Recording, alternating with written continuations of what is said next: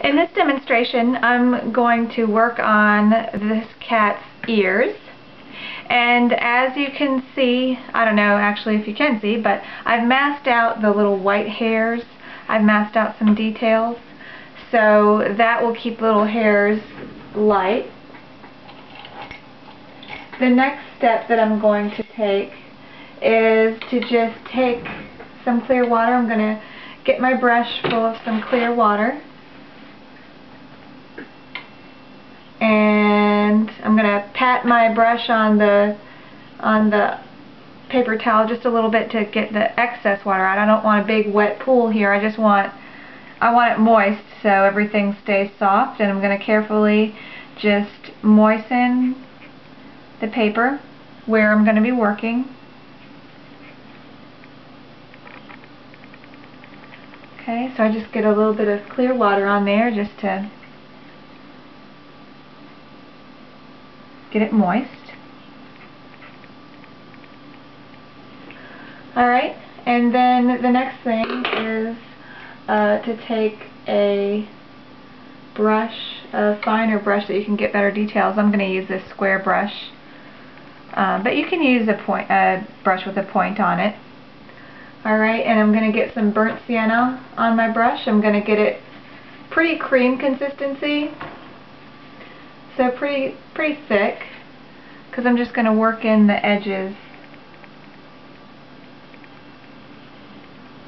of his ear, and see how that spreads out nicely and softly and gives you a nice realistic look, which is what you want if you're painting your pet or someone else's pet.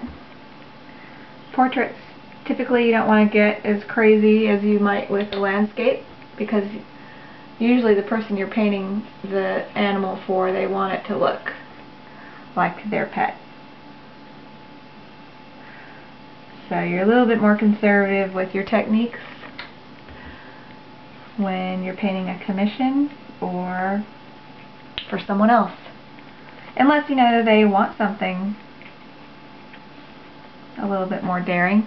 But the risk you run is that the painting won't look like their cat, and then they won't like it. So I always paint a little bit more conservative. I'm going to get some black on my brush now, because just having one flat color never looks good. You always want to have a few different colors, and this cat does have some black in here and up in here.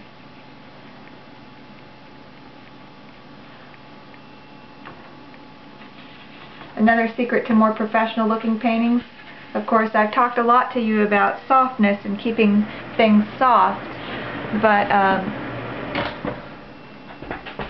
another thing that you can do to make your paintings look more professional is to use more than one color. Because if you look at any picture closely, a real picture, you're going to see that there's lots of variation in the subtle colors in anything. So you want to use that to your advantage when you're painting, and always be adding some different colors. I'm just going to continue to float in my colors. As it dries, it's going to get lighter, so you want to remember that. You always want to paint it a little bit heavier. I'm going to get my favorite little fur brush. This brush, if you can't find it, I have a link to it on my supply list. If you need my supply list, just email me or message me or whatever, wherever you're watching this video. You can get a hold of me and I can send you the link to my supply list. And then you'll be able to get this exact brush. And this brush saves me so much. I don't know if you can see it, but it has little bristles of the brush hairs that extend beyond the main brush, and you can get some really nice fur details with it. So I really use this brush a lot, especially when I'm painting animals with fur. It's also great for landscapes, for grass and that kind of thing. It works well for that. So there's a lot of different things you can do with it. So I really like it.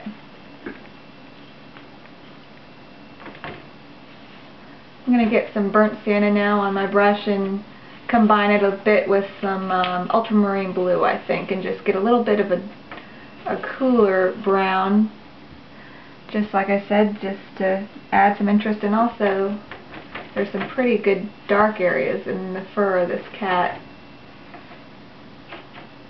So I'm going to mix that together, a nice cream consistency, and drop it in here. The cat's ear is pretty dark right here.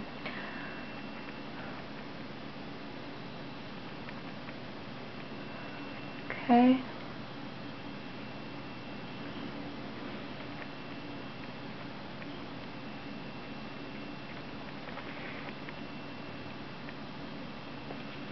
And you just keep working it until you're happy with how it looks.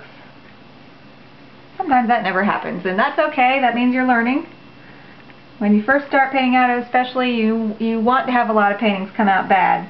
That means you were experimenting and you were learning what works. I'm reading Nita Eggel's book right now, and it's just amazing, some of her techniques and how experimental she is and how she's not afraid to try new things. And you know, she wastes a lot of paper, I'm sure, but it's really paid off. She has some amazing techniques, so it's really fun to read through her book and see how creative she is with all the different things you can do with paint. I highly recommend it. It's I think I've got a link to it on one of my blogs. But if not, you know, you can get it off Amazon. Nita Engel is E-N-G-L-E. I'm going to turn off my camera now because when these videos get too long, then it's impossible to upload them. So we'll come back at the next step.